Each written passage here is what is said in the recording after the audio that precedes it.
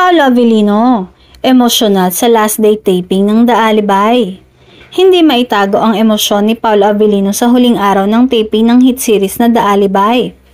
Matapos ang buwan-buwang puyat, pagod at matinding paghahanda para sa kanyang karakter, dumating na ang moment na pinaka-kinatatakutan ng cast, ang pamamaalam sa set na naging pangalawang tahanan nila.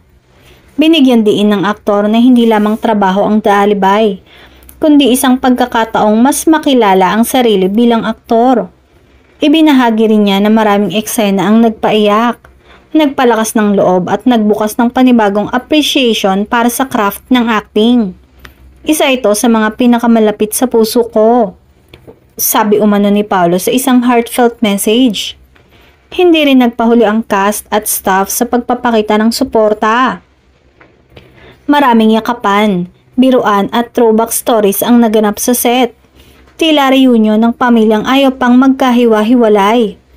Kitang-kita rin ang tuwa at lungkot sa mga mata ng bawat isa, knowing na matatapos na ang journey nila bilang iisang team. Habang naghihintay ang viewers sa grand finale ng The Alibay, lalo pang tumataas ang excitement. Kung gaano ka-intense ang taping, mas inaasahang mas matindi ang huling mga eksena. At para kay Paolo, kahit tapos na ang taping, mananatiling buhay ang alaala at epekto ng serye sa karir niya at sa puso ng mga manonood.